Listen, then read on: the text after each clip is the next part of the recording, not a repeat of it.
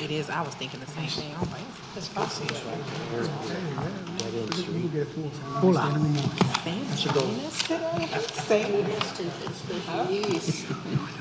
Tickets to set up.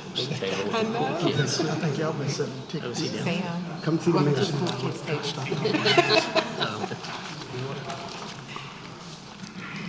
Are we green and go?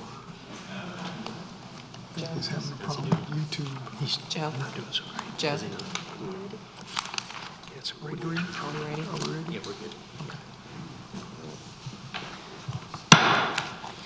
Good afternoon, everyone. Welcome to the Zebulon Board of Commissioners regular scheduled meeting for October the 3rd.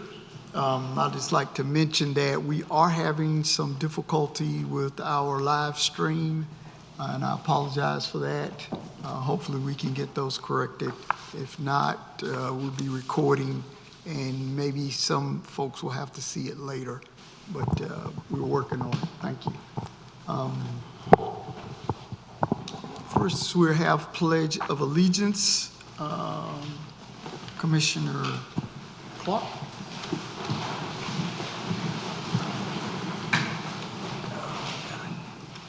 Pledge allegiance to the flag of the United States of America and to the republic for which it stands, one nation, under God, indivisible, with liberty and justice for all. Thank you. Next, we'll have the approval of the agenda. Mayor, I have several adjustments, if you please.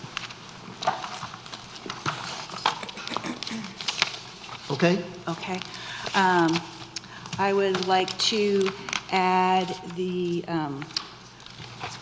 agenda portion of the rules of procedure to the agenda, and I have that available for everyone. And I would like to also pull from consent the Rotary Club Flags for Heroes, which is CII.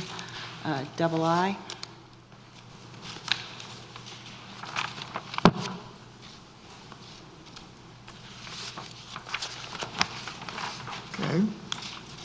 Those will go under new business C and D. Thank you.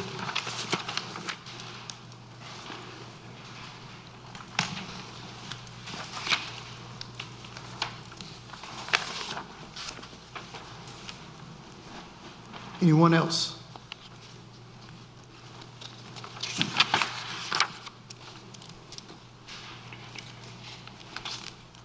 So now we need an approval of the agenda. I move to approve the agenda as amended. I second. And we have a second. All in favor? Raise your hand. All opposed? I'm in favor. I'm in favor. Favor. Commissioner Clark? Opposed. Commissioner Harrison? Favor. In favor. Motion passes 4-1. Next, we'll have the proclamation Fire Prevention Week, October 9th to 15th. I had it here somewhere. Here it is. Proclamation Fire Prevention Week, October 9th through 15th, 2022. Whereas the town of Zebulon is committed to ensuring the safety and security of all living in the visiting our community, and whereas fire is a serious public safety concern both locally and nationally, and homes are located where people are at great risk from fire, and whereas smoke alarms senses smoke well before you can, alerting you the danger of the event of the fire, in which you may have as little as 2 minutes to escape safely. Whereas working smoke alarms cut the risk of dying in reported home fires in half. And whereas residents who have planned and practiced a home fire escape plan are more prepared and will therefore be more likely to survive a fire. Whereas informing the public about the importance of smoke alarm installation and maintenance serves as an essential step toward increasing the public safety and home fires. And whereas first responders are dedicated to reducing the occurrence of home fires and home fire injuries through prevention and protection education. Whereas residents that are responsive to public education measures are better able to take personal steps to increase their safety from fire, especially in their homes. Whereas all residents are challenged to take responsibility for their fire safety, check their homes to ensure that there are working smoke detectors on every floor in the home and outside their sleeping areas, as well as at least one working carbon monoxide alarm, and have a plan and practice their home escape plan. Whereas this year is the 100th anniversary of Fire Prevention Week, and the 2022 fire prevention theme is Fire Won't Wait, Plan and Escape, Plan Your Escape. Now, therefore, the Zebulon Board of Commissioners does hereby proclaim October 9th through October 15th, 2022 as Fire Prevention Week and further encourage all residents to protect their homes and families by heeding the potential life-saving message of Fire Prevention Week 2022 and to support the public safety activities of the Zebulon Fire Department. Thank you.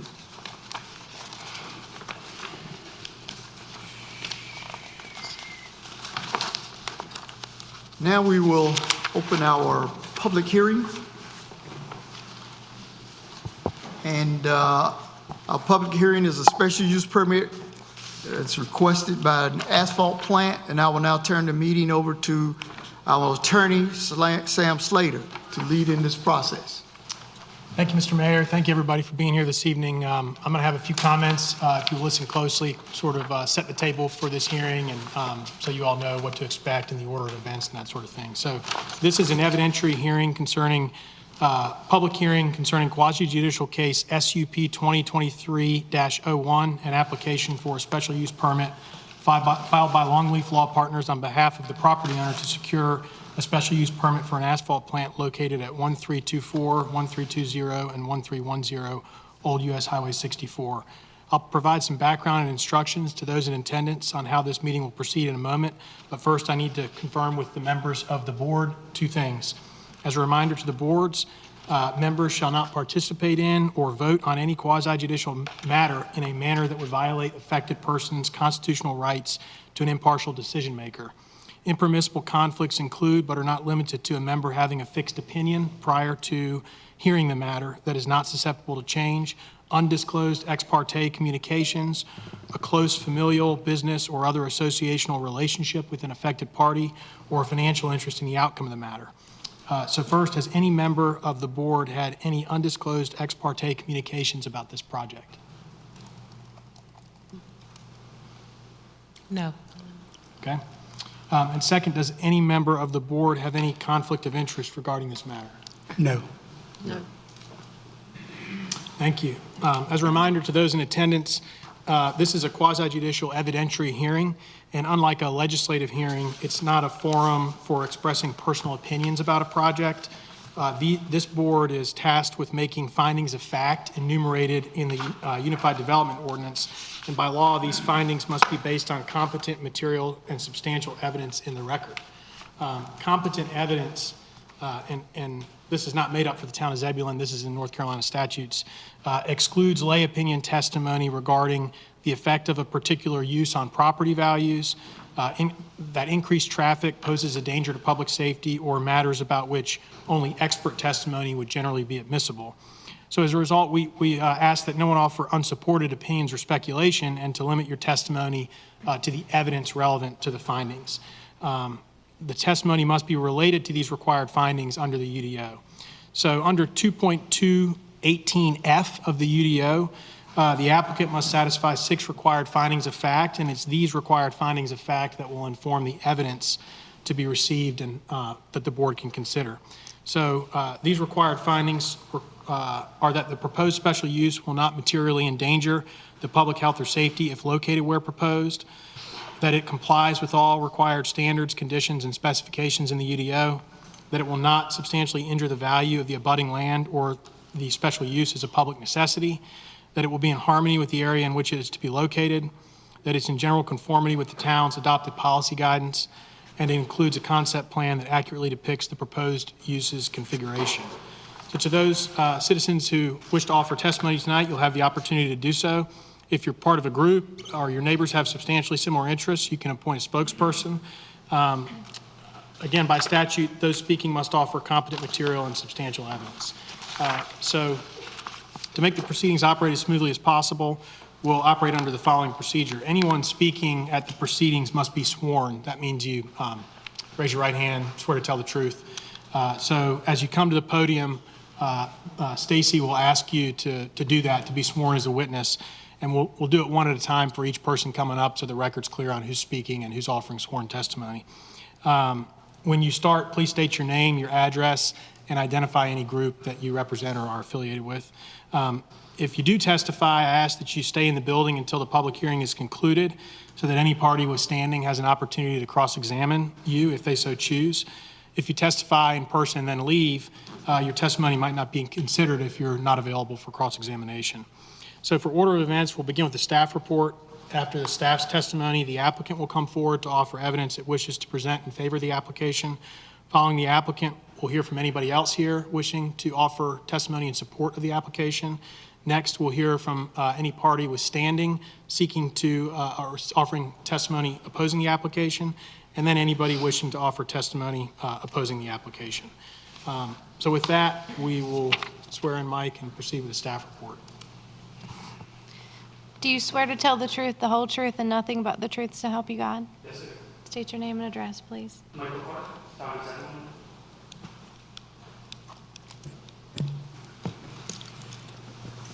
Good evening, Mayor. First and foremost, the town would like to enter in the staff report, attachments, and the presentation tonight into the record for consideration of this quasi-judicial hearing. Once again, my name is Michael Clark. I serve currently as the planning director for the town of Zebulon with over 20 years experience and degrees in bachelor's as well as master's degrees in urban and regional planning. The request tonight is a quasi-judicial request. Therefore, for special use standards, as previously noted, those standards must be determined as part of a findings of fact and can be found in section 2.2.18, subsection F of our Unified Development Ordinance. They will, as noted previously, will not materially endanger the public health or safety if located where proposed, complies with all required standards, conditions, and specifications of the ordinance, including Article 4 uses, will not substantially injure the value of abutting land or the special use is a public necessity, will be in harmony with the area in which it is located, is in general conformity with the town's adopted policy guidance, which is the comprehensive land use plan, the transportation plan, the parks and recreation plan, and finally includes a concept plan that accurately depicts the proposed use's configuration. The request before you tonight is for an asphalt plant, which should be located at 1310 Old US 264 Highway and is in conjunction with activities that are currently in operation on 2 adjacent properties. Section 4.2.3 does list list asphalt or concrete plant as a special use permit when located within the heavy industrial district, in which this case the parcel is located there. There is additional standards that are found in section 4.3.6 subsection A. Many uses have additional standards where a use might not be perfect in every location. So we provide additional standards to make sure that it's a good fit. Standards 1 and 2 in this subsection is that the asphalt plant needs to be 50 feet back from the property line, that security fencing must be 6 feet in height around the proposed use. Standard 3 deals with rehabilitation when the asphalt plant is removed. This is typically done as part of making sure that it's as minimal impact on the parcel as possible. Section 4, Substandard 4, is dealing with vehicular access. The public hearing the public hearing was properly noticed in accordance with North Carolina General Statute as well as the Town of Zebulon Unified Development Ordinance. This included posting a sign on the parcel itself. Mailed notices were mailed from the town planning staff to all property owners within 150 feet of the subject development, not only this parcel, but all 3 parcels. And it was also posted in a paper of general circulation twice before the meeting. To provide some basic information, the applicant is proposing to construct an asphalt plant on the largest of these 3 contiguous parcels located on Old US 264 Highway. The attorneys are working for CCCRE Holdings, which is the landowner for the 2 adjacent parcels, in cooperation with the property owner for the large parcel. The current zoning is heavy industrial, and it shows up as industrial heavy on the town's future land use plan, which is part of our comprehensive land use plan. To orient you a little bit better to the site, the parcels are highlighted,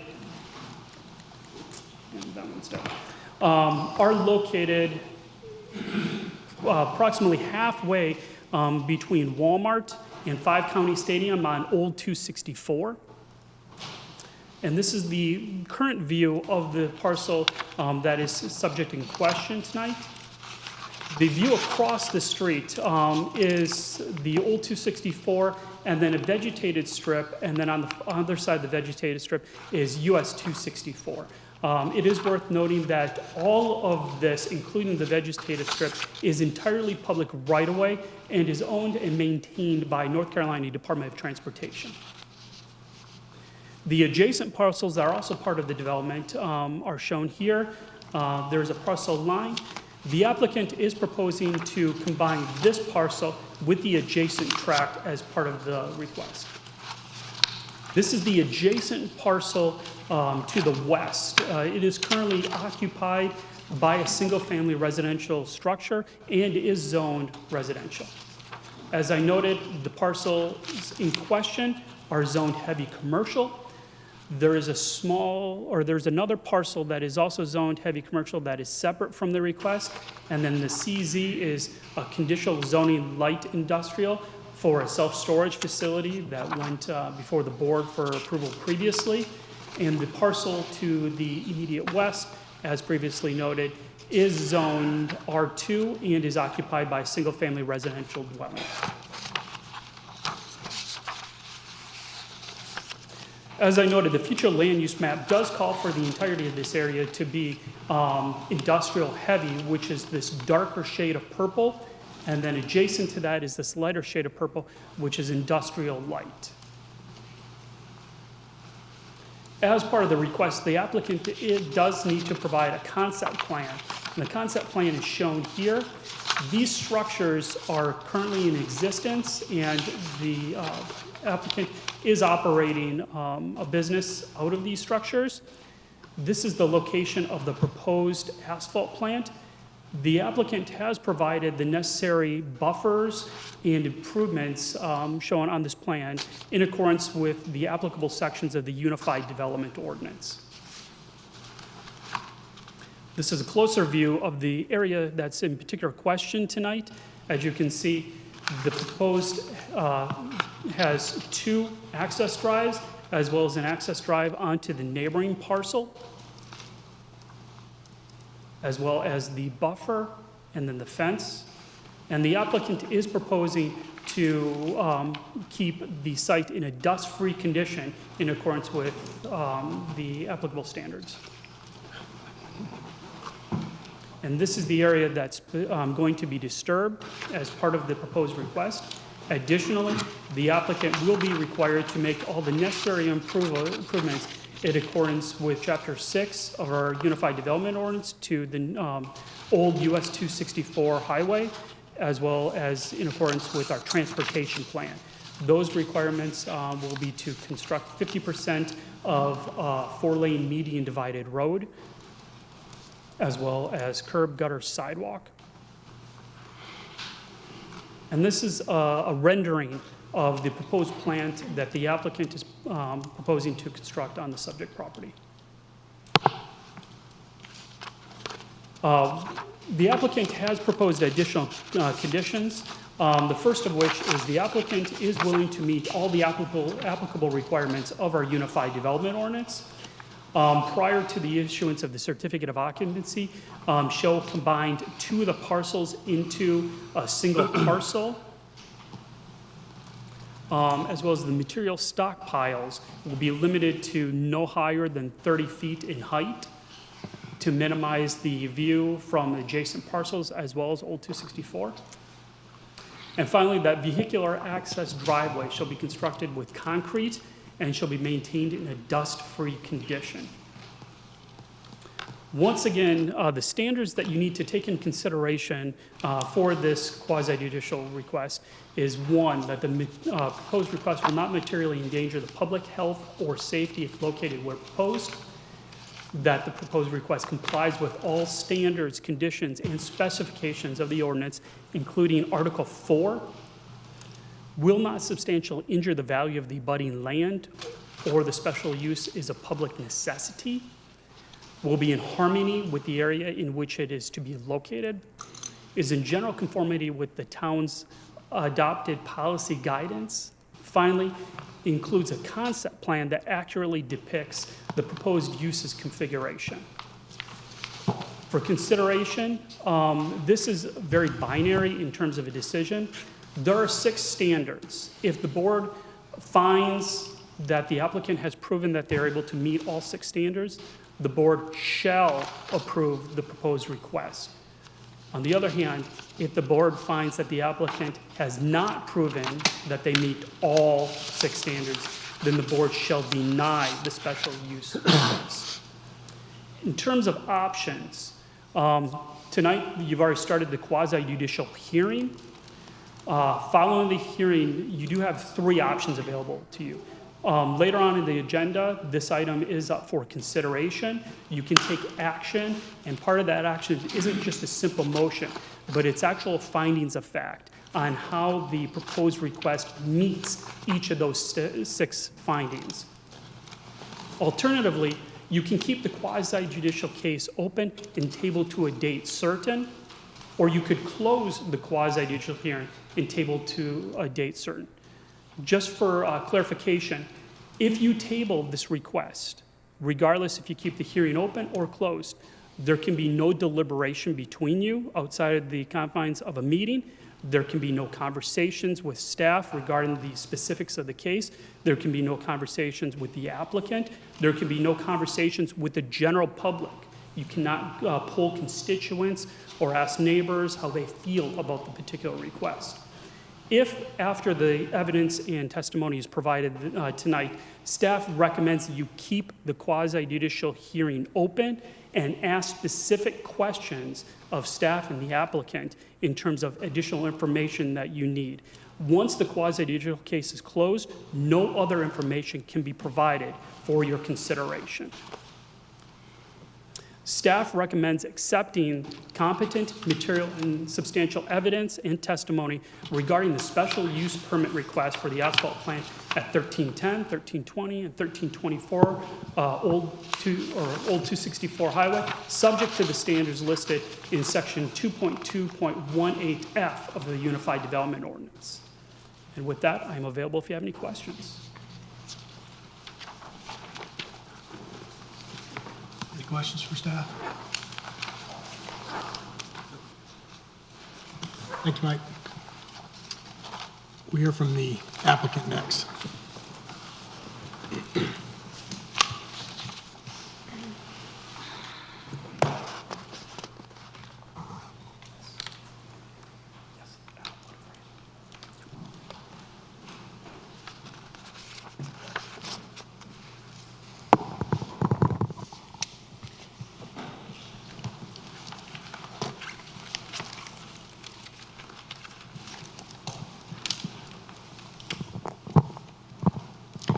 Good evening, and thank you. So we're going to swear Base you will swear in. you in first, yeah. Go ahead. Okay. Raise your right hand, left hand on the Bible, please. Do you swear to tell the truth, the whole truth, and nothing but the truth, so help you God? I do. State your name and address, please. Yes, I'm Samuel Morris. I'm a lawyer with Longleaf Law Partners, 4509 Creedmoor Road, Suite 302, Raleigh, NC 27612. Good evening, and thank you, members of the Board of Commissioners. Again, my name is Samuel Morris. I'm a lawyer with Longleaf Law Partners. We represent the applicant, CCCRE Holdings, or as we'll call them, Cardinal Civil Contracting. We represent them in this request. I'm joined this evening by our development team over here, my colleague Michael Birch, who is my fellow lawyer at Longleaf Law Partners. We've got Robert Spivey and Eric West, who are with the property owners and applicants, Cardinal Civil Contracting. We've got Andy Petty with Curry Engineering, who is our civil engineer on this project and who created the concept plan that was submitted as part of this application. We have Travis Flewitt with Kimley Horn, who is our traffic engineering consultant in this case, and who conducted the traffic analysis that was submitted as part of this application. We also have Chris Carlson with Carlson Environmental Consultants, who is an environmental air quality consultant related to this request. We have Bob Zarzecki with Soil and Environmental Consultants, who is our water quality and wildlife consultant on this project. And finally, we have Rich Kirkland from Kirkland Appraisals, who is our property value consultant on this case.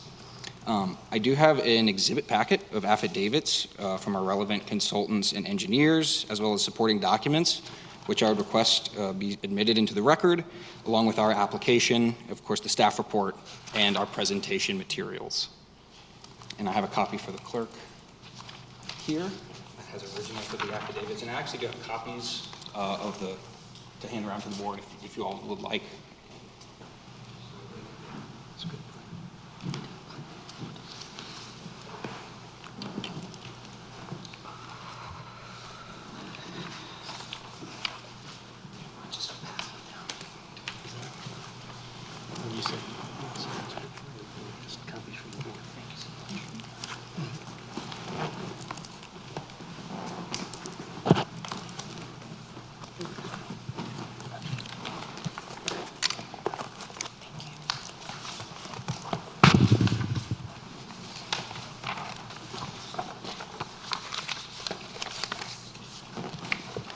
As you all pass those around, I'll begin with a brief introduction and overview of our request. We are here today requesting a special use permit to allow an asphalt plant on a 9.53 acre tract of land located within a heavy industrial zoned area in Zebulon's extraterritorial planning jurisdiction.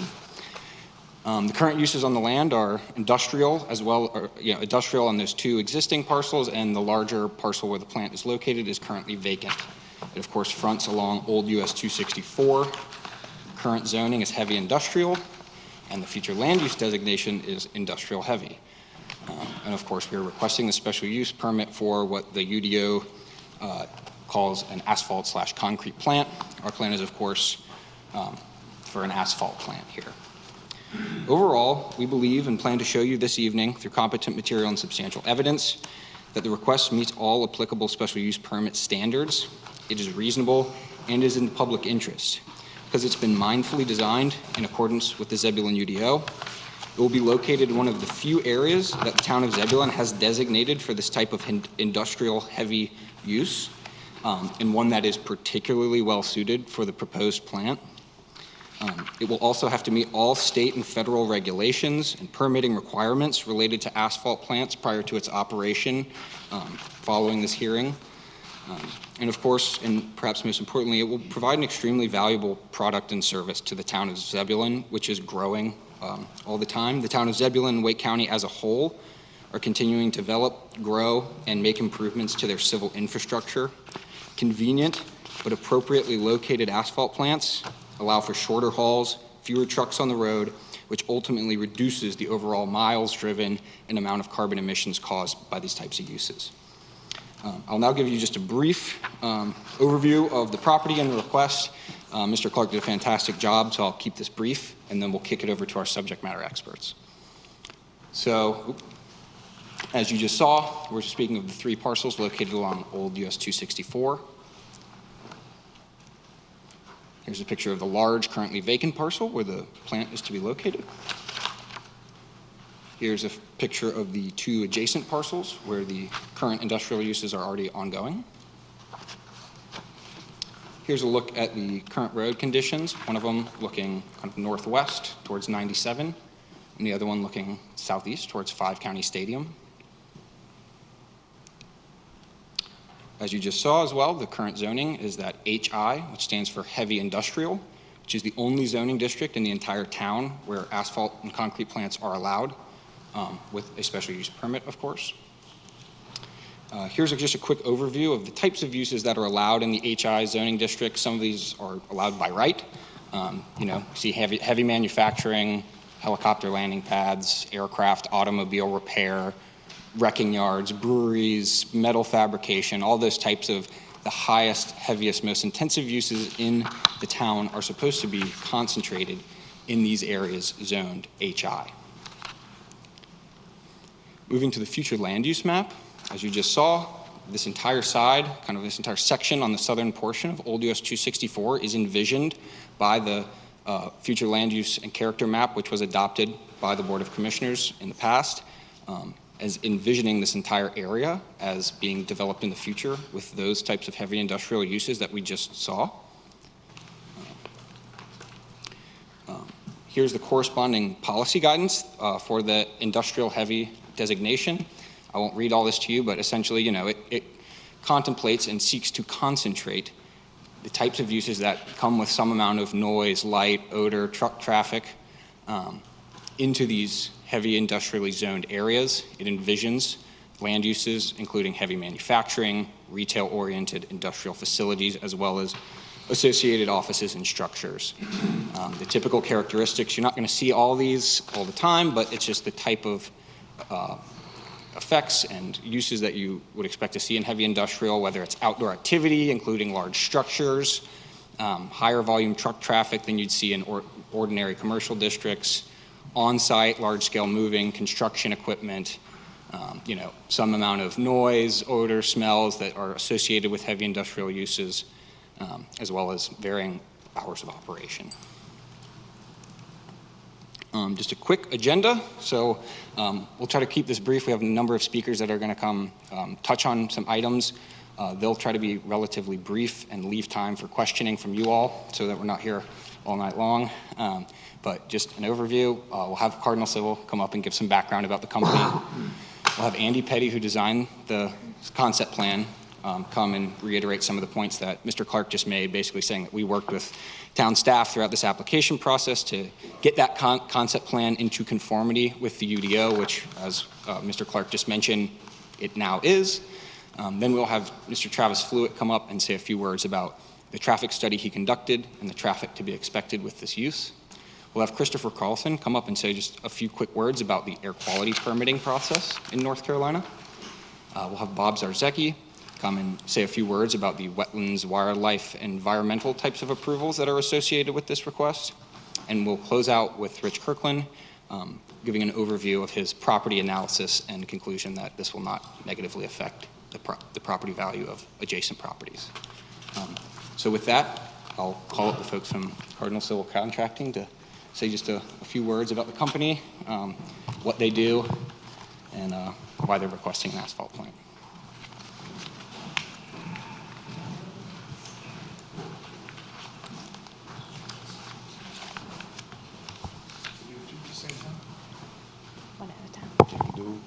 One at a time. One at a time. Yeah. Do you swear to tell the truth, the whole truth, and nothing but the truth so help you God? I do. Please state your name and address. My name is Robert Spivey. Live at 3401 Lazarus Falls Circle in Raleigh, North Carolina. And I am a partner with Cardinal Civil. Do you swear to tell the truth, the whole truth, and nothing but the truth so help you God? I do. State your name and address, please. Eric West, 7041 Meadowgate Drive, Apex, North Carolina, 27502. I'm a partner with Robert and his son, Jeremy, with Cardinal Civil. Mr. Mayor, Commissioners, thanks for the opportunity. My name, like I said, is Robert Spivey. I am a partner, again, with Cardinal Civil. I've been in the consulting, engineering, and contracting business for 43 years in Raleigh.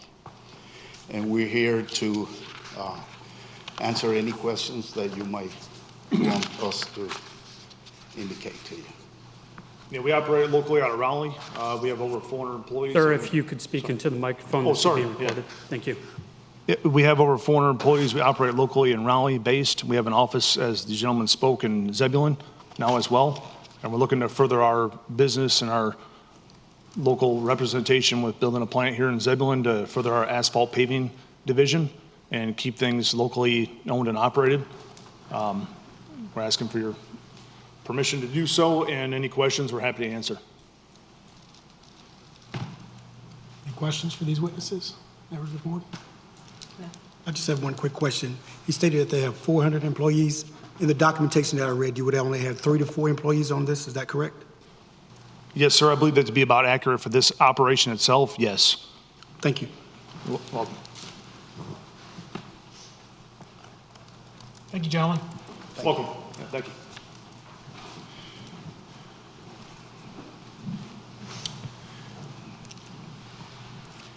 Next, I'd like to introduce the board to Andy Petty with Curry Engineering. And just to check in, Sam, we're going to have him give qualifications, and then I'll step in and ask to tender him as an expert, and then we'll move forward with his testimony if that works. Is this your Exhibit 1, sir? Yes, exactly. This corresponds with Exhibit 1 and Exhibit 2. Left hand here, right hand here. Do you swear to tell the truth, the whole truth, and nothing but the truth, so help you God? I do. Please state your name and address. Andy Petty, Curry Engineering. Address of Curry Engineering is 205 South Fuquay Avenue, Fuquay, Varina, North Carolina, 27526. As I said, my name is Andy Petty with Curry Engineering. I am a licensed civil engineer and have been licensed through the state of North Carolina since 2010, with approximately 17 years of experience doing civil engineering, site civil engineering, and interpreting code and UDOs and LDOs throughout Wake County and the surrounding counties.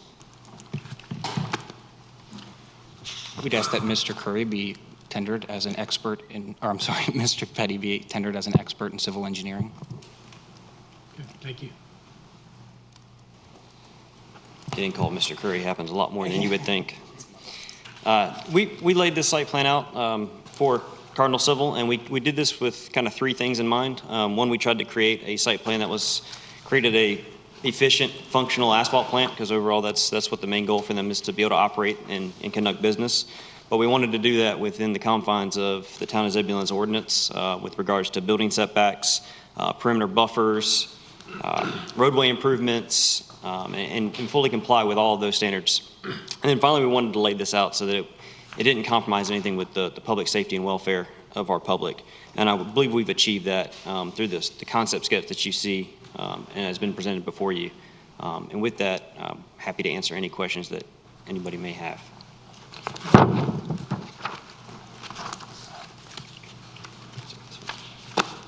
What road improvements do you have listed here? If you look, can you zoom in on this? Is it possible? Okay, so we will be conducting half of the, let me see if I can zoom in on mine so I can talk to that. We will be conducting half of the improvements that's required in the section that's up there in the top, which basically will include a widening of, let's get an exact dimension for you, approximately 20 feet of pavement, curb and gutter, and then also a 10-foot concrete multi-use path along the entire frontage of all 3 parcels. And then I believe we will wind up with a fee in lieu of half a median, as you can't really construct half a median. So we will pay a fee in lieu to the town of Zebulon pending approval from staff on that amount, which we would submit a estimate of what that would be, and would gain approval through the town of Zebulon.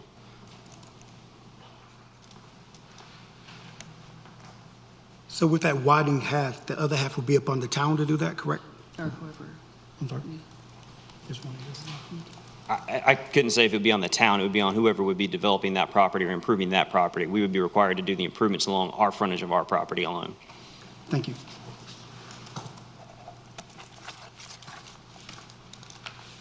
All right, any other questions? Civil engineer? Thank you. Thank you, sir.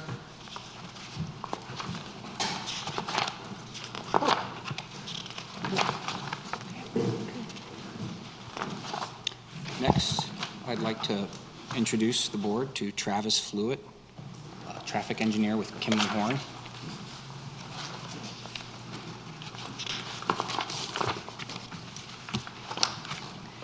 Do you swear to tell the truth, the whole truth, and nothing but the truth, so help you God? I do. Please state your name and address. Travis Flewitt with Kinley Horn & Associates, 421 Fayetteville Street, Suite 600, Raleigh, 27601.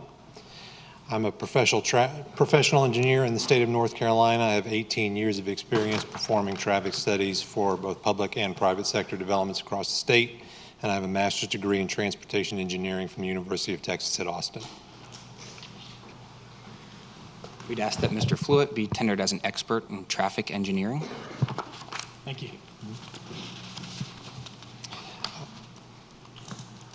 This site is expected to generate less than 100 peak hour trips per day, and as a result of that, less than 100 trips in any one peak hour. It is expected to have approximately 3 to 4 employees and service approximately 25 to 30 trucks per day, so about 25 to 30 entering and then 25 to 30 exiting.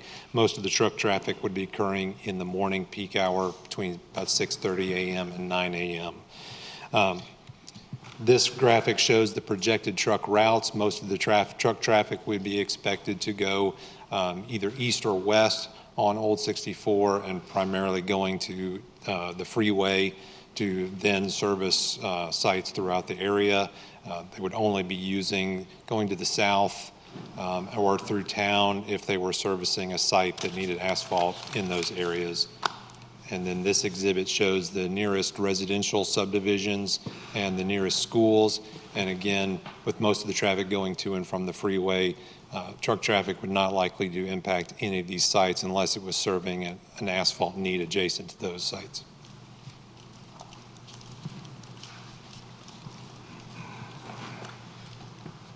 All right, thank you. Any questions from the board? What's the anticipated route that's going to be most frequently used by the trucks? I don't know if the one has been designated. It may depend on the truck driver, either coming, again, most likely off 264, whether they would come down and go by the stadium or come in on the west. Hard to say, just depends on whether they may come in one way just to make right turns, generally easier coming off the freeway versus left turns. So it may just depend on where they're going to and from, but again, either mostly to the freeway, either to any east, to or from the east, or to and from the west. Exact routes, hard to say at this point. One quick question for me. The numbers, when I read the document, it was from your information that you used was from 2017. As we grow, do you foresee that less than 100 be kind of growing more, or how would you accommodate? Because the information that you used, as I stated, was from 2017. Well, the 2017 number is the daily volume on Old 264. That was the latest volume available from NCDOT, so it has a volume of less than 4,000 vehicles a day. That number certainly could grow with more development, but I wouldn't expect it to increase substantially. As for this development, there may be some days that are busier than others, and certainly hope they're successful in their venture, but do not expect it to be more than 100 peak hour trips, even in the busiest days. Okay. So there was a traffic analysis done, TIA done? No, there was not a TIA done, Okay. just looking at trip generation, because it fell below the 100 peak hour thresholds for requiring a full TIA. All right, thank you. Yeah, 3 questions. You said peak truck travel time would be 6 a.m. to 9 a.m.? Yes, sir, that's my understanding. Okay, will the trucks be maintained on site over the evening, or will they be subcontracted dump trucks? That's probably a better question for the...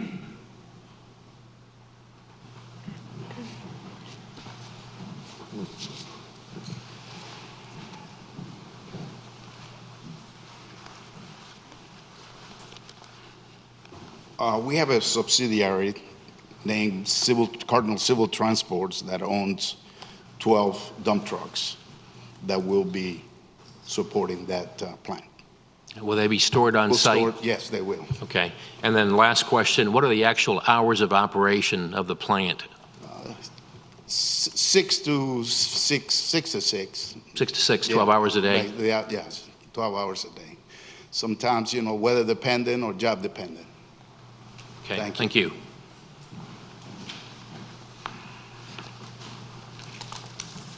Any other questions from the board about traffic? Thank you. Thank you.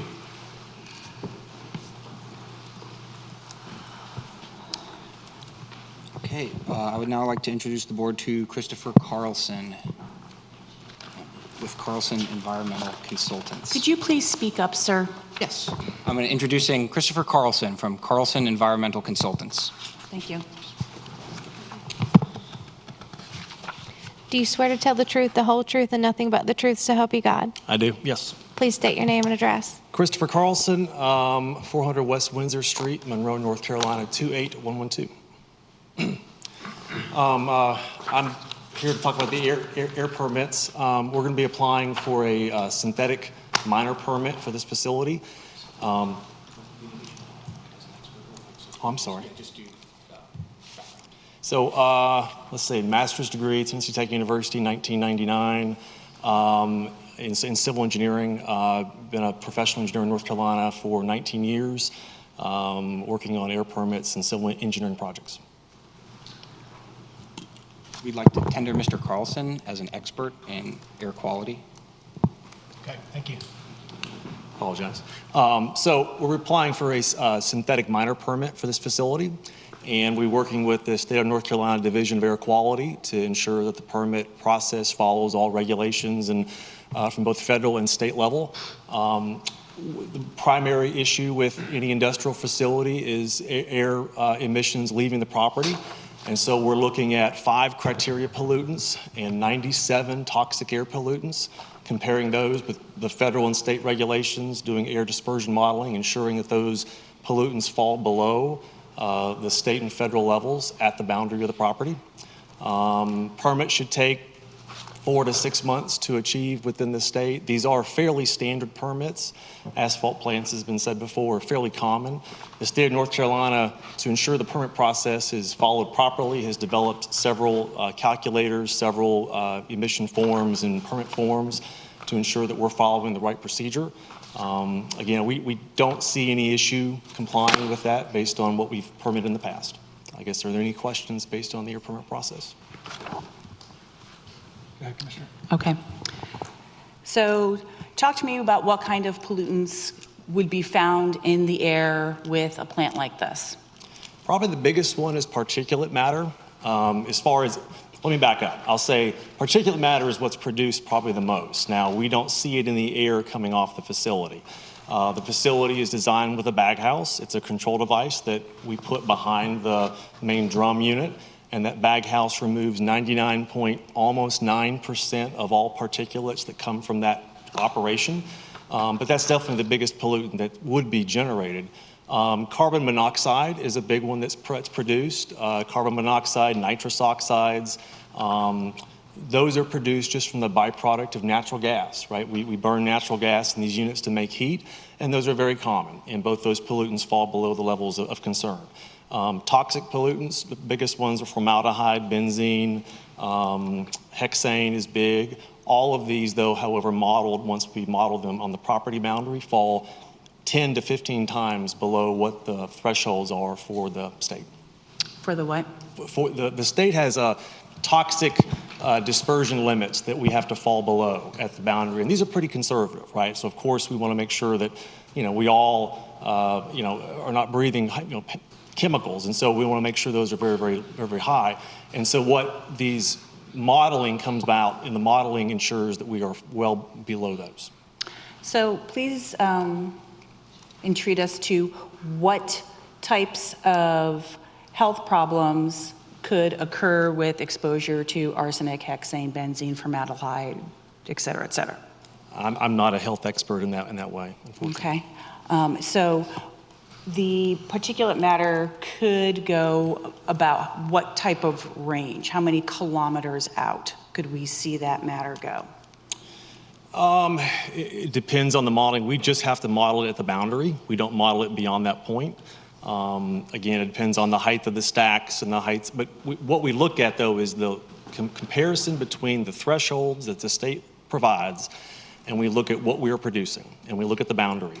And that boundary, as long as we're below what the state would require us to be at the boundary, the state of North Carolina then says, yes, you are okay. So unfortunately, we don't model it further. So you don't have an answer for me?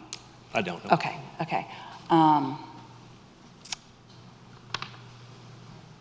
And you gave us a list of some of the pollutants. About how many in total are there? There's 97 toxic air pollutants that the state of North Carolina requires all air permits to compare themselves to.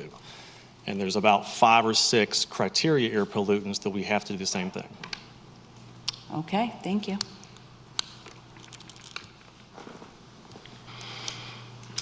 Any other questions from the board for this witness? Thank you, sir.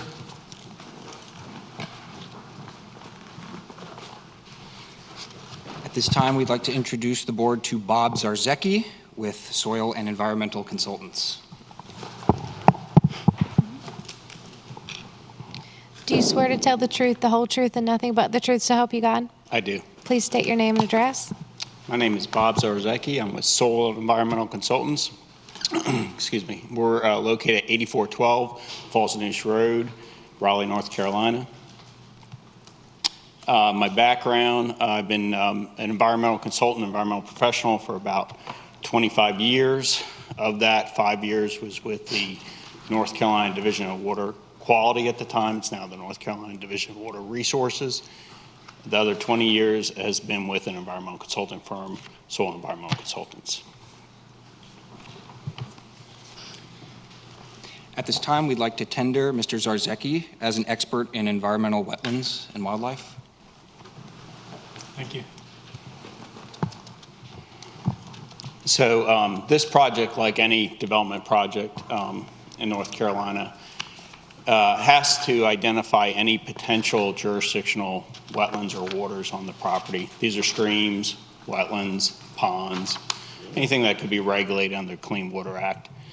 We also have to identify any potential surface waters that would be subject to, in this case, the Neuse River riparian buffers. These are 50-foot mandated buffers by the state of North Carolina Division of Water Resources.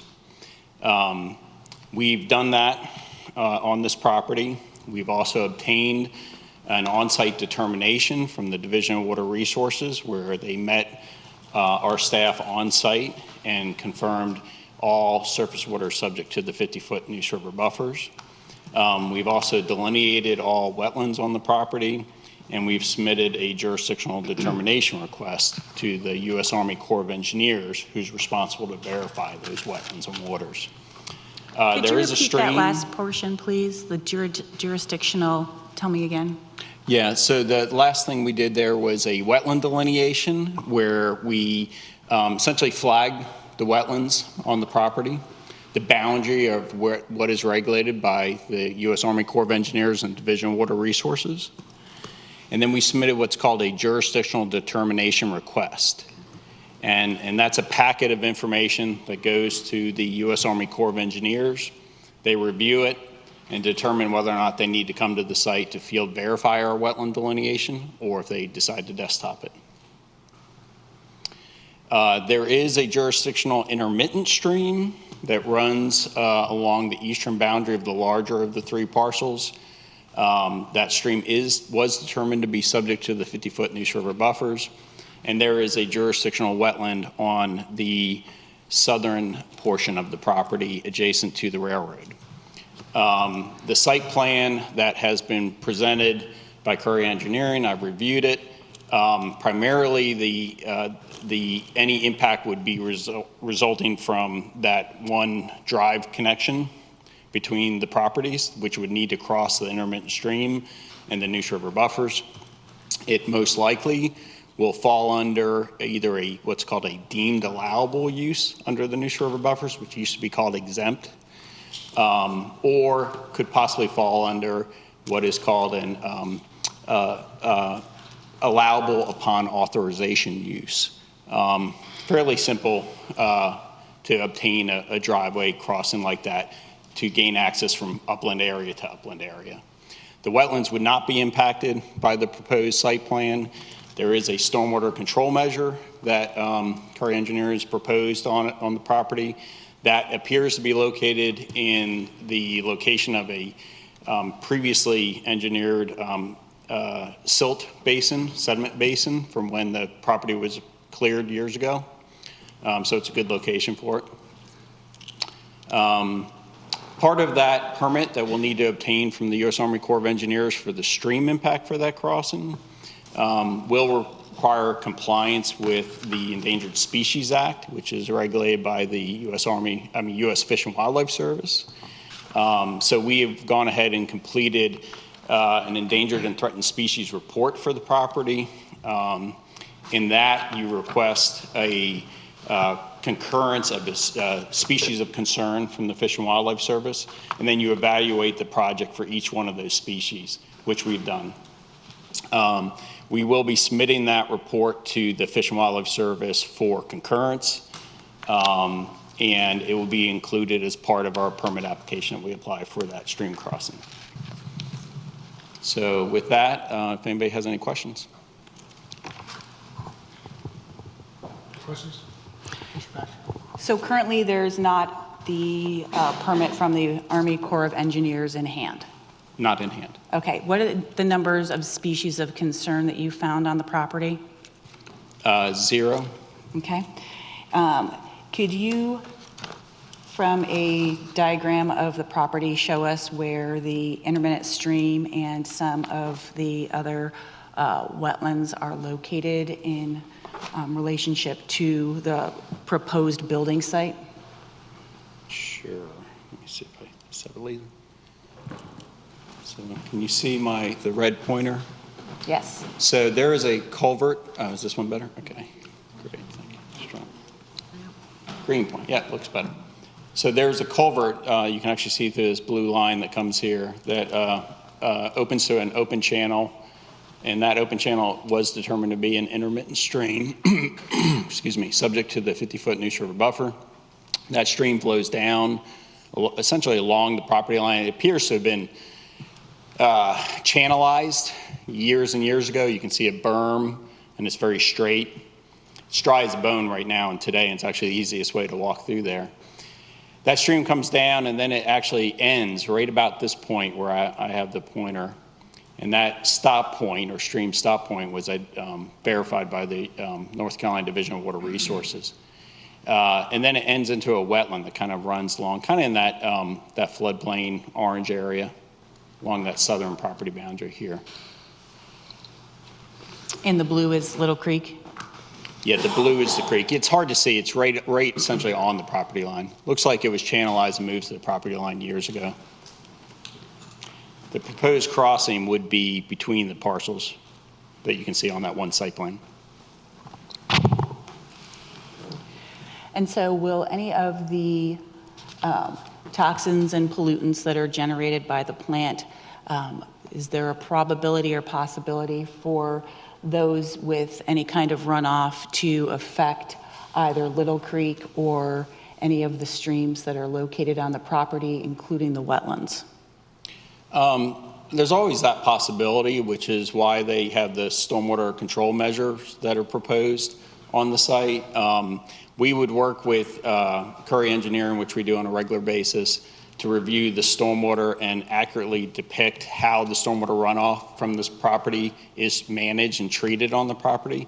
All that information will be included in that permit application that we send to the U.S. Army Corps of Engineers and the North Carolina Division of Water Resources, and they'll review that before they issue what's called the water quality certification. Okay, thank you. Mm-hmm. I have one quick question. Excuse me. As far as the residents there, their water quality, will that be affected? Being that there's a resident right next door to you guys? I believe we're talking about this residence to the west up here. That is correct. Yeah, there is no, there's no jurisdictional stream or wetland or anything that seems to flow that direction and to the pond. The preliminary plans I saw from Curry Engineering, essentially everything would drain south, so not west towards that property, to that stormwater control measure. You can see that old sediment basin. It's in this location right here on the plans, on that aerial. That was a sediment basin that was constructed when they did the original grading work on the property. That's approximately where they're proposing their permanent post-construction stormwater control measure. Thank you. Mm-hmm.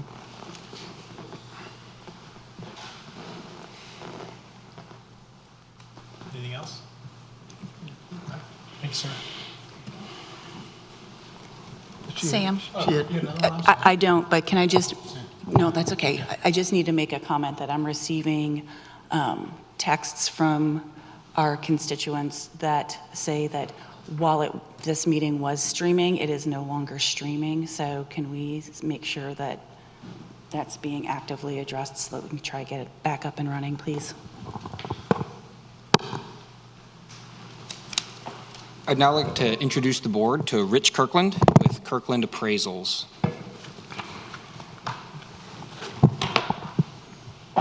Do you swear to tell the truth, the whole truth, and nothing but the truth, so help you God?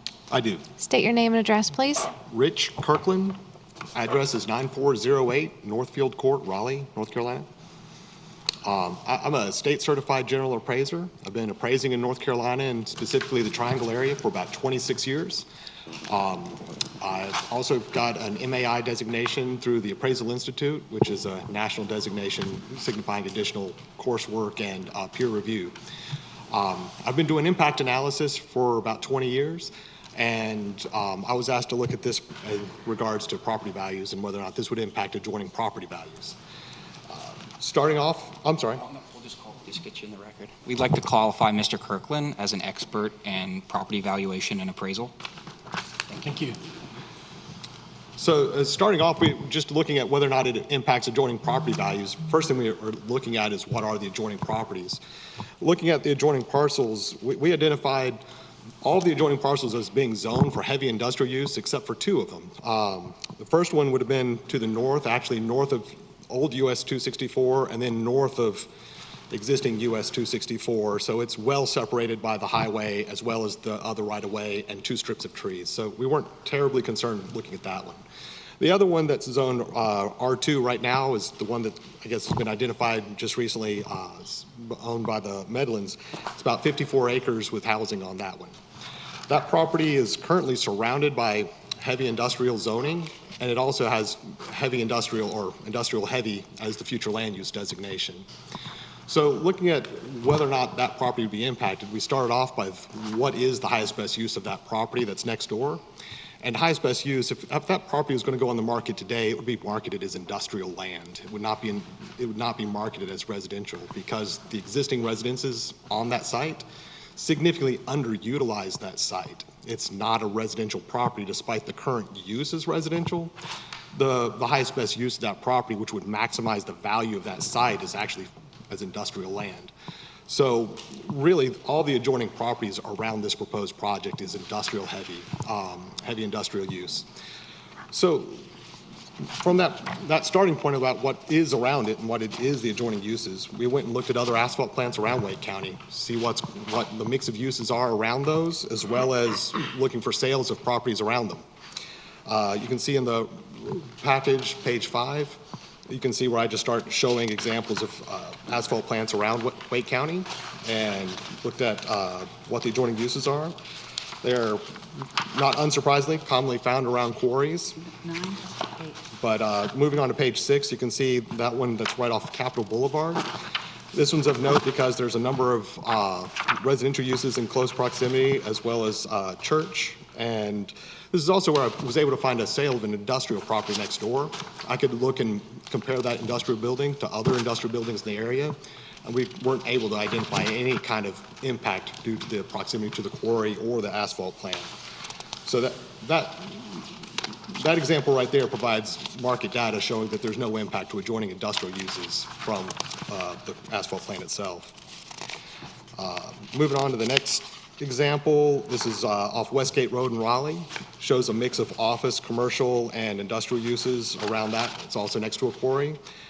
There were no sales to really look at. There were some office condominiums. I did not really dig into the office condominiums, so no sales there to look at. The next example 4, is off US Highway 401 south of Raleigh, heading towards Fuquay and say Wake Technical College. That one's interesting because there's industrial uses around it, but more importantly, Pulte Homes is actually building townhomes right up adjoining to it right now. So they're building homes that are going to be in the $345,000 starting range right across the street from this existing facility. Again, I didn't really analyze the townhomes and what they're doing there, but there was an industrial sale to the south of it that I analyzed and looked at, and it was, again, showing no impact on property value. It sold at a similar price per square foot that I'd expect regardless of that asphalt plant. And the last example is another asphalt plant down in Holly Springs. There's some residential uses in close proximity, and again, there's new subdivision activity coming ever closer to that quarry and asphalt plant. And I guess there's another example.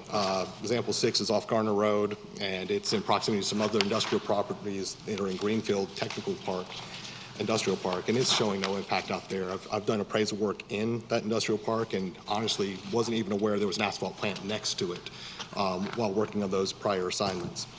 So based on the sales data that we looked at for industrial properties adjoining existing asphalt plants in Wake County, we identified no impact on property values, and we therefore anticipate no impact on the adjoining property values at this location here.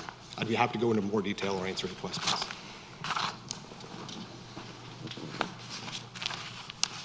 Questions?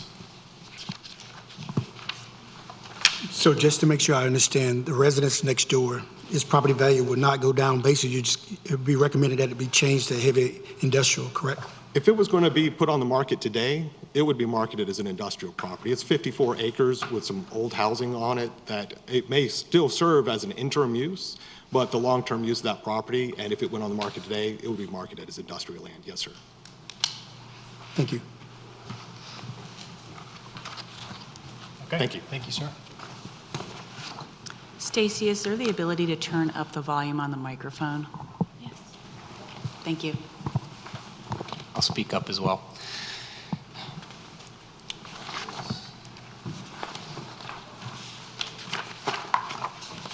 I'd like to thank you all very much for your patience and attention to our various subject matter experts. I'd like to just walk through the special use permit standards quickly and overview briefly the evidence that you've heard in support. The proposed use will not materially endanger the public health or safety.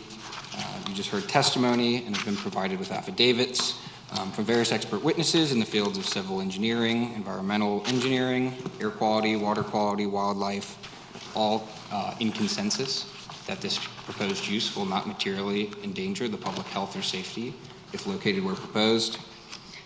It complies with all required standards, conditions, and specifications of the UDO. You heard from Mr. Clark and Mr. Petty that the concept plan that has been submitted as part of this application complies with all relevant aspects of the UDO, and we will run through those use-specific standards on the next slide. The proposed use will not substantially injure the value of abutting land. You just heard from Mr. Kirkland that the proposed use will not at all injure the value of abutting land. The proposed use will be in harmony with the area in which it is located. We'd point out that there's a legal presumption in North Carolina that a use is in harmony with the area in which it is located so long as it is designated as a special use in that district. Asphalt plants are, of course, designated as a special use in the heavy industrial district, and so reap the benefits of that burden of that presumption.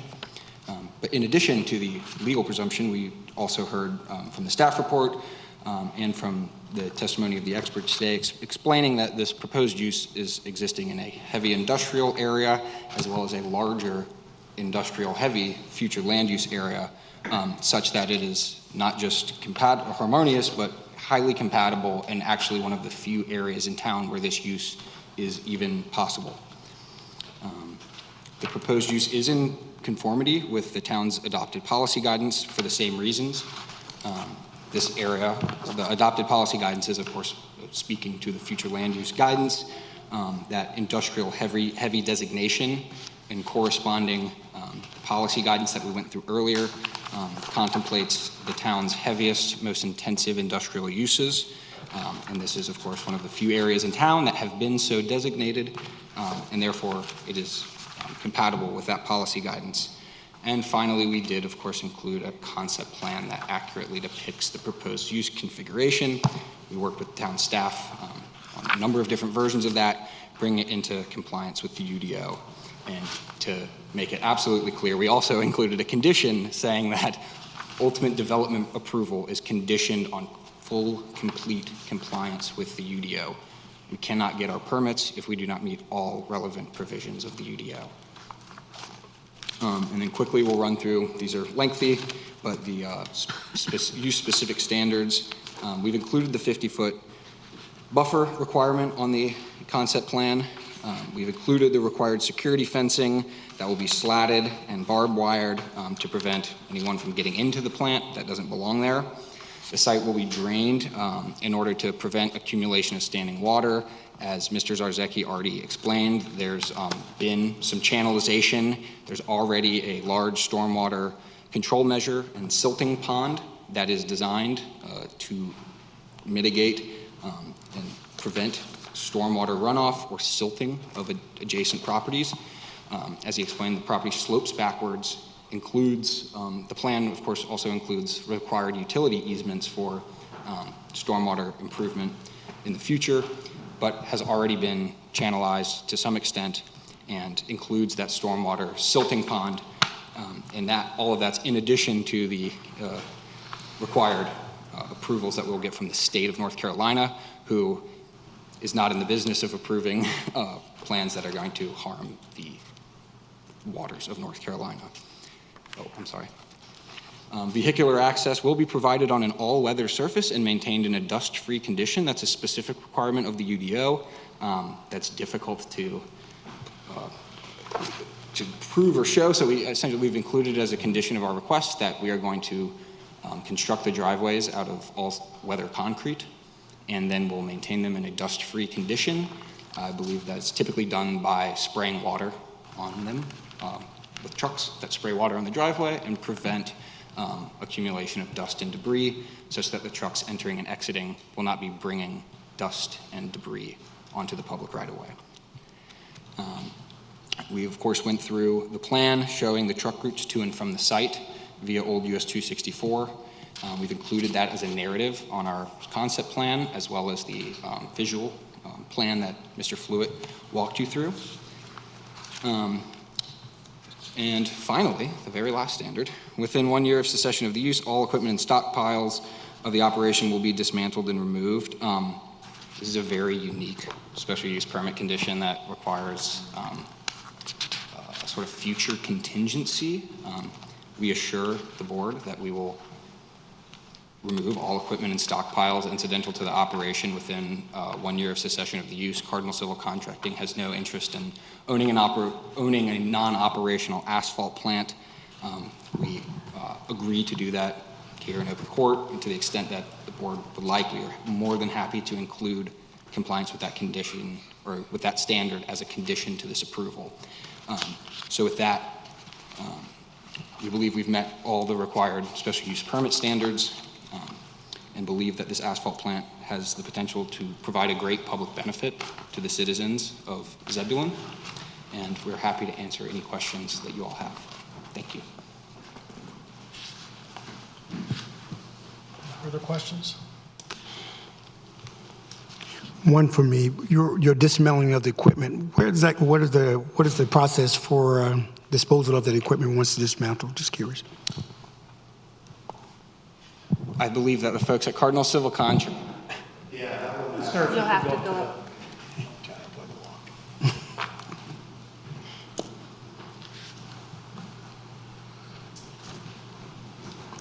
The plan is to run this plant for many, many years, and in case it has to be dismantled, it will be sold to a buying party. Thank you.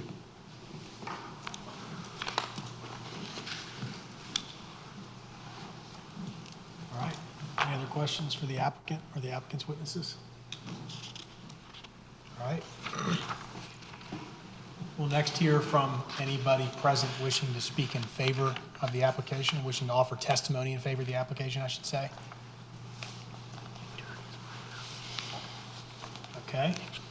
I don't see any hands or people standing up. Anybody wishing to speak in opposition or offer testimony in opposition? Yes, sir. I see one hand up. Actually, show of hands if you would. I saw you. Anybody else, so we know what to expect here? Okay. Come on up, sir. And just like everybody else, if you'll be sworn at the podium by Stacy, and then tell us your name and address, please. Raise your right hand, left hand on the Bible. Do you swear to tell the truth, the whole truth, and nothing but the truth, so help you God? I do. Please state your name and address. My name is Reginald Brooks. I live at 3448 Muncie Lane in Zebulon. I hope I do this right. First time I've been here. I'm not sure exactly what I can say or what I can't say. I do have some facts to introduce. I feel like right this minute that I'm a little unqualified in the college area with everybody they brought. I was wondering if anyone on the board knows what Brooks Machine and Design does. Ms. Clark, thank you.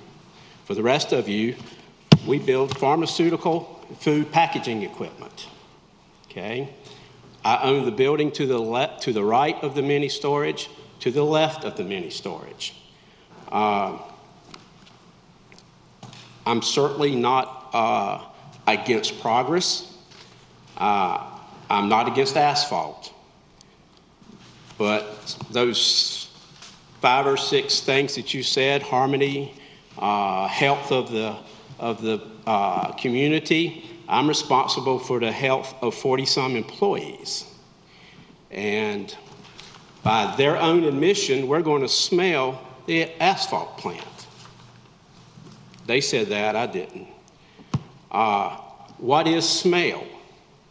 Smell is particulate in the air. Okay? That's how you get smell. Something has to come and you have to breathe in a particulate to smell. Smoke is a heavy particulate. You can see it. These type of particulates you probably cannot see. So it's concerning for me that they're only concerned about the toxins at the property line, when we all know they extend far past the property line. I've looked at a lot of information, thousands of pages, and it seems to me that the most relevant page that I came across was from the state of North Carolina. Environmental quality. Right at the front, it says, what TAPs do asphalt plants emit? Straight from the website of the state of North Carolina. It says TAPs are toxic air pollutants compounds emitted from asphalt plants, include polycyclic aromatic compounds, volatile organic compounds, metals, hydrogen sulfide. It didn't say may produce. It didn't say sometimes produce. It says that they are emitted from asphalt plants. And then it gives you a list of pollutants that are emitted from the dryers and the things as such. I didn't write this. The state of North Carolina wrote this. It concerns me that they are willing to let us breathe any amount of toxins in my facility. I am a severe asthmatic. I had an experimental surgery done to save my life. And I refuse to breathe what they put out their smokestacks. It's not going to happen. I can't afford it. I can't afford it for the 40 employees that I have. I have to look after their health. We work for Fortune 500 companies. We work for Hershey Foods, GSK in your backyard, Pfizer, you name it, we work for it. Every Almond Joy that you eat, the robotic cell that I produced and installed puts that almond on that coconut patty. We do complex vision systems for all these people. What do you think when I call the CEO of Hershey Foods of North America and they come to my facility here? Most of you probably never knew they're here in Zebulon. and he walks in my plant and he smells the asphalt plant. This is food products. These are injectables. They're COVID vaccines. They're sterile syringes. Whether you know it or not, if you can smell it, it is there. It is a molecule that you can look at. Maybe you have to look at it under the microscope, but it is there. According to what he said, how many did he say? 97? Wasn't that the number he used? Mm-hmm. That's exactly the number he used. For them to not even be concerned across the property line is concerning to me. And how in the world, I realize her property value should be heavy industrial when she sells it. Who's to say she wants to sell it? Who's to say her children might want the piece of property? And if she goes to the bank to get a loan and they say, we can't give you a loan, does that constitute her property values going down? Her needs to be addressed. Our needs need to be addressed. I will say this. In order for you to grant a special use permit, no matter what, whoever you grant it to should be good stewards of the community. And if that's the type of industry that you want in the community, I guess that's what it will be. But the health of me, my family, my employees comes first for me. And for them to openly admit that they are producing TAPs concerns me. I've learned a lot about asphalt. I have literally copied thousands of pages and was thinking about bringing them in here, but it would have taken a hand truck. And the only good things that I find about asphalt plants comes from the asphalt producers. Nobody else. There's pages and pages and pages and pages of chemicals and pollutants and things that need to be addressed. I'm not so sure they're willing to address them. And they talk about the state of North Carolina would not allow things to happen. We all know that's a fallacy. What's happening in Wilmington with the chemicals that's leached into the Cape Fear River? And North Carolina granted the permits for them to do things. So it's not always that cut and dried. And yes, the state of North Carolina does have permits and allows things to happen that's not in the best interest of their people. So I just hope you actually take into account all of it. Not just what's in the borderline. We're a community. We have to live there. We have to work there. We have to be safe where we live. And I have to have that CEO of Hershey Food Group of North America come into my shop and be happy with what he sees so I can still employ those 40 people who live in the community, work in the community, spend money in the community, thrive in the community. I only see two things that I consider good about an asphalt plant. One is the tax revenue. I'm sure you look at that to some degree because you're going to get tax revenue. And the other thing good about an asphalt plant is just asphalt. It can be put anywhere. And I want to know if I can challenge their numbers or ask a question because they talked about their trucking numbers. They gave you numbers on the board. To me, that was loads of asphalt. I think that's maybe what y'all took it to be. They don't make anything. So if they truck in 25 loads of asphalt, they got to truck in 25 loads of product. It's double what they say it's going to be. I just want to make sure you truly get the facts. I didn't bring all my lawyers with me. I didn't bring a whole lot of experts. I'm just a simple man. I make packaging equipment. I look after my employees. Please, just make sure that you are looking after us. Thank you.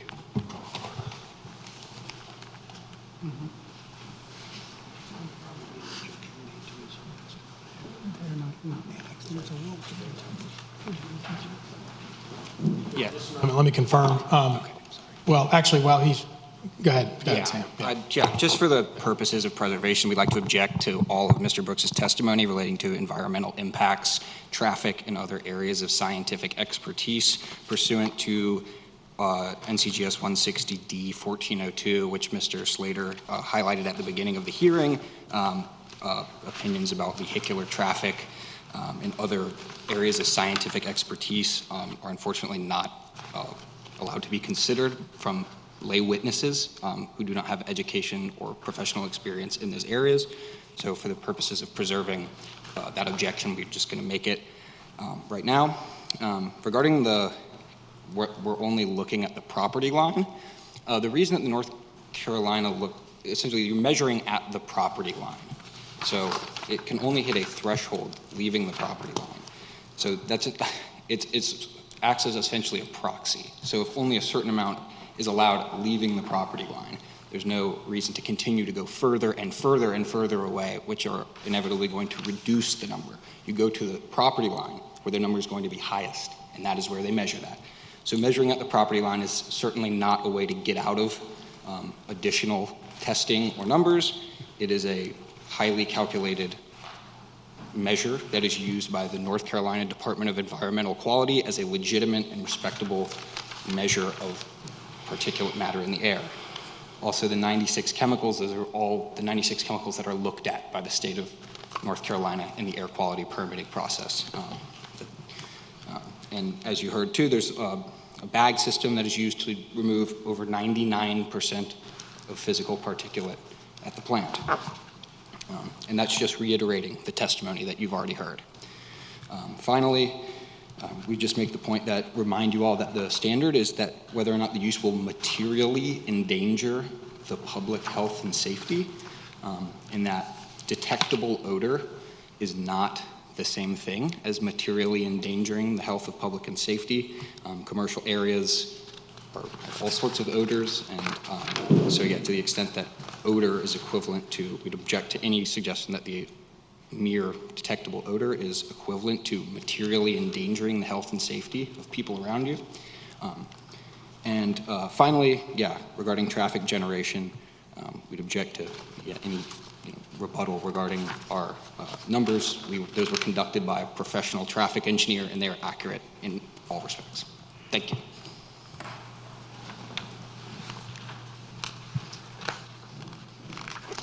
Thank you. Anybody else wishing to speak on this application this evening? All right. Any final questions from the board? Actually, I have two questions for the planning director, Mike Clark, and this may require some research. But number one is, are you aware of any studies that have been done on surrounding property of an asphalt plant, including like air quality studies that are done maybe annually? I am not. Okay. And number two are, I guess this would be legal under the use specific standards, that we could impose a phase one study be done on the property if it's ever, the operations are ever ceased, paid for by the owner, if that is possible legally. In other words, so the site's not left in a contaminated state without the town knowing. I believe that is correct, but it would be subject to the applicant agreeing to that particular condition.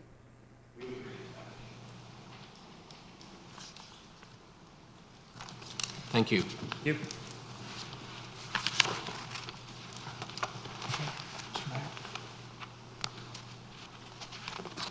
Thank you, Sam.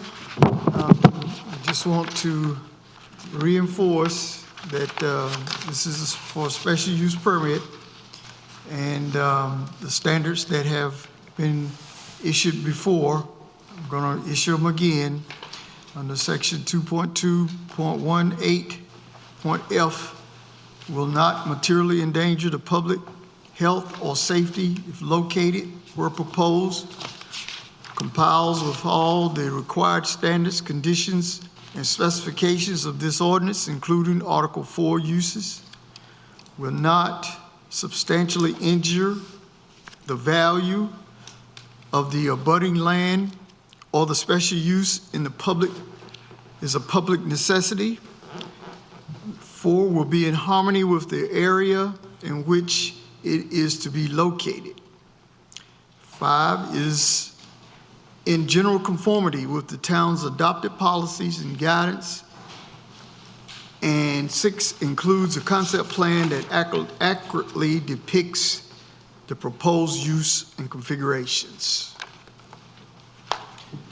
So, Mr. Mayor, if you like, we can, if you don't want to close the public hearing right now, so that if something pops in your mind before you deliberate or as you deliberate, we can do that. Everybody's here.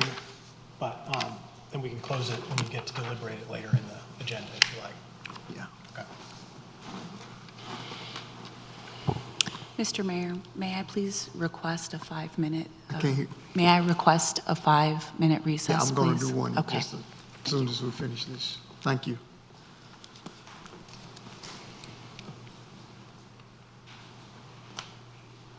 So we will keep it open until we do the discussion when we come to that phase.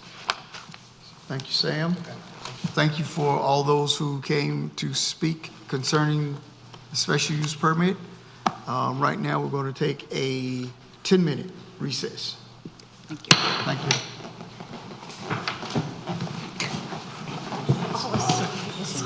Kids should Was that? Yeah, man, get it in, bro.